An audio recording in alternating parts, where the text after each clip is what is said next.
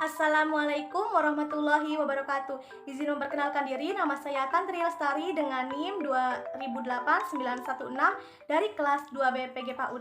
Di sini saya akan menjelaskan kembali tentang roadmap yang telah saya buat. Penyelenggaraan perlindungan hak anak.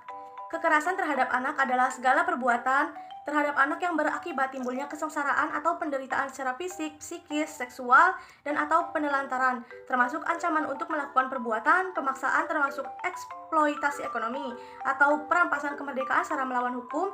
Pelaksanaan perlindungan anak dilakukan secara bersama dan terkoordinasi oleh masyarakat, aparat desa, atau perangkat kelurahan, dunia usaha, media, dan anak dengan mengacu pada prinsip hak anak, sinergi masyarakat dalam pengasuhan anak yang mengacu pada dasar hukum yang ada di dalam pembukaan Undang-Undang Dasar 1945, yakni negara menjamin dan melindungi seluruh masyarakat Indonesia hak terbebas dari unsur-unsur kekerasan baik fisik, psikis, dan atau seksual, serta termasuk juga di dalamnya yaitu menurut Undang-Undang Nomor 35 Tahun 2014 adalah anak berusia mulai dari dalam kandungan sampai dengan usia 18 tahun. Dalam pembahasan ini berarti mengandung makna bahwa perlindungan anak merupakan segala kegiatan untuk menjamin dan melindungi anak dan hak-haknya agar dapat hidup, tumbuh, berkembang, dan berpartisipasi secara optimal sesuai dengan harkat dan martabat kemanusiaan, serta mendapat perlindungan dari kekerasan dan diskriminasi.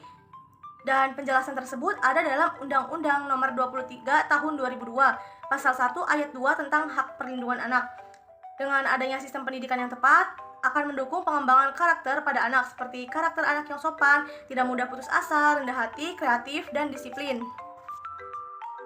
Selanjutnya yaitu Lembaga Nasional Perlindungan Hak Anak. Di Indonesia yaitu Lembaga Perlindungan Anak Indonesia atau LPAI. LPAI adalah organisasi pegiat perlindungan anak yang kelembagaannya terdaftar pada Kementerian Hukum dan HAM, serta kepengurusannya diresmikan dengan surat keputusan Menteri Sosial. Beberapa kasus yang menjadi perhatian khusus LPAI adalah kekerasan, eksploitasi, penculikan, penelantaran, pelecehan seksual, penahanan bayi, dan perebutan hak asuh.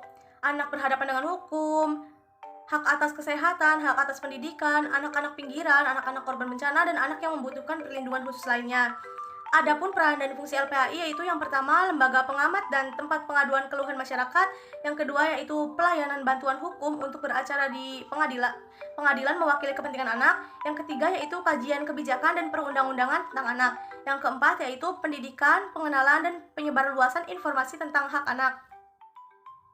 Selanjutnya yaitu Lembaga Internasional Perlindungan Hak Anak, UNICEF. UNICEF didirikan untuk membantu anak-anak yang menjadi korban akibat peperangan tetapi tetap dalam keberadaannya untuk melakukan peranan yang lebih luas. Tujuan utama UNICEF yaitu membantu anak-anak dan kaum perempuan di seluruh dunia yang paling membutuhkan pertolongan dalam krisis kemanusiaan. Peranan UNICEF dalam ruang lingkup global ditegaskan oleh fungsi dan tugas UNICEF dalam memberikan advokasi pada anak-anak. Pelanggaran hak anak dalam keluarga. Hak dan kewajiban adalah salah satu kesatuan yang mana harus selalu dilaksanakan bersamaan. Contohnya hak dan kewajiban pada anak yang sepatutnya diperkenalkan, diajarkan kepada anak sedari dini. Menurut Undang-Undang Nomor 23 Tahun 2002 Pasal 13, setiap anak selama dalam pengasuhan orang tua, wali, atau pihak lain manapun yang bertanggung jawab atas pengasuhan lalu berhak mendapatkan perlindungan, mendapat kesejahteraan hidup, yaitu pakaian dan uang jajan, mendapatkan bimbingan saat belajar. Adapun hak anak saat di rumah yaitu mendapatkan hak makan dan minum, mendapatkan perlindungan dan keamanan, mendapatkan kesejahteraan hidup, mendapatkan bimbingan saat belajar.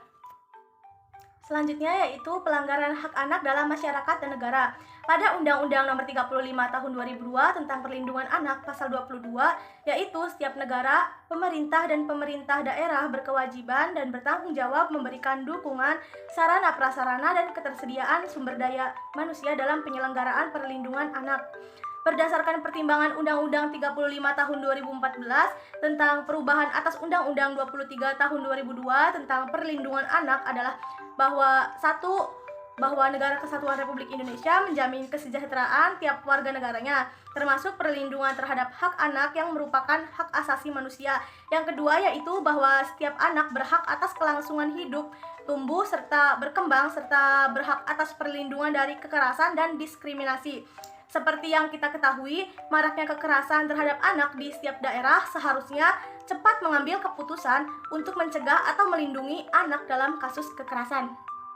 Selanjutnya ada perlindungan hak anak atas kesehatan dan ancaman gizi buruk. Sebelumnya yaitu definisi stunting. Definisi stunting menurut Dinas Kesehatan, stunting adalah masalah kurang gizi kronis yang disebabkan oleh kurangnya asupan gizi dalam waktu yang cukup lama, sehingga mengakibatkan gangguan pertumbuhan pada anak, yakni tinggi badan anak lebih rendah atau pendek dari standar usianya. Sedangkan bagi UNICEF, stunting didefinisikan sebagai presentase anak-anak usia 0 sampai 59 bulan dengan tinggi badan di bawah minus. Masalah stunting dipengaruhi oleh rendahnya akses terhadap makanan serta seringkali tidak beragam. Selain stunting yaitu ada gizi buruk. Gizi buruk menurut Menteri Kesehatan Republik Indonesia yaitu keadaan gizi balita yang ditandai dengan kondisi yang sangat kurus.